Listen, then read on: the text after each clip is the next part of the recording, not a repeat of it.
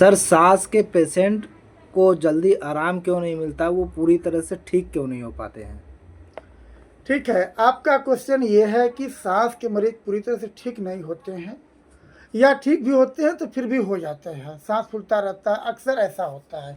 इसके बारे में मैं एक विशेष बात बताऊंगी। देखिए, सांस की मरीज की बीमारी एक एलर्जिकल बीमारी है। जब भी मौसम में बदलाव होता है तो सांस फूलने लगता है। अच्छा, फूलता किसको है? सबसे बड़ी बात जानने की ये है, सांस उनको फूलता है जिनकी सांस की नली थोड़ी सेंसिटिव होती है। आज हम आपको एक दिखाएंगे कि सांस की नली सेंसिटिव क्यों होती है और कैसे होती है, उसके बारे में आपको बताएंगे। आप ये देख सकते हैं, मेरे पास एक यंत्र है, पाइप है, जिस प्रकार से सांस की नली होती है। आप इस पाइप को देखेंगे, एक तरह सामान्य व्यक्ति जो होता है उसकी सांस की नली इस प्रकार की होती है। ये पूरा इधर से उधर होल बड़ा होता है, आप देखेंगे ये इधर, ताकि इसमें सांस आराम से आए जाए, हवा आराम से आए जाए। ऐसा जिनका होता है उनको तो ठीक है। कुछ ऐसे पेशेंट होते हैं जिनकी ये सांस की नली की अंदर की दीवारें सेंसिटिव होती हैं। इस सेंसिटिव पर जरा सा भी अगर मौसम का प्रभाव पड़ता है, ठंडे का प्रभाव पड़ता है, गर्म का प्रभाव पड़ता है, तो इसमें रेडनेस आ जाती है। आप दूसरा इंस्ट्रूमेंट देख सकते हैं, ये लाल हो जाता है।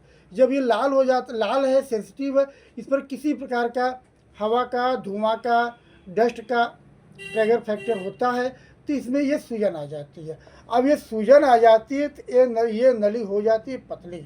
अब आप देख सकते हैं कि ये जो आपका नॉर्मल सांस की नली थी उसकी जगह और ये जो सेंसिटिव हो गया, स्वेलिंग होगी इसकी साथ, तो सीधी बात, सांस की नली में जब इतना कम जगह होगा तो सांस लेने में आपको परेशानी होगी। अच्छा, दूसरी बात कि ये जब अगर दवा किए तब तो सांस की नली ये थोड़ा स्वेलिंग जो होता है कम हो जाता है, सांस में आराम मिल जाता है। दवा करने में देर करते हैं तो कुछ मरीजों के साथ बहुत ज़्यादा, देखिए अब देखिए तीसरे इंस्ट्रूमेंट में इसमें आके कफ जम जाता है। जब ये कफ जम जाता है तो पूरी तरह से सांस की नली भर जाती है। अब आपको सांस लेने में होती है परेशानी। अच्छा, इसके बाद ऊपर की भी नलियों में पूरा ऐठन पैठन हो जाता है। देख रहे हैं, ये तरह से ये ऐठ गया है, इस प्रकार से सांस की नली हो जाती है। अब आप जब दवा करते हैं तो ये कफ ये पहले ढीला होना चाहिए। कफ ढीला होकर के इसमें से कफ खत्म होगा, कफ खत्म होगा तब आपको सांस लेने में जगह मिलता है। जब आपको ये होगा, इसके बाद तब आपका दूसरा स्टेप इस पर आएगा, ठीक होने के बाद इतना तक आएगा। लेकिन बहुत दिन तक जिसकी सांस में तकलीफ ठीक रहेगी उसका तो इतना रहेगा।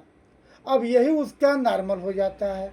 इस स्टेप में आना सामान्य बात नहीं है। किसी का जो हमेशा ठीक रहता है उसका आता है सामान्य स्टेप में, नहीं तो ज़्यादातर सांस के मरीज की सांस की नली इसी प्रकार की रह जाती है। इसलिए वो हमेशा दवा उनको प्रयोग करना चाहिए।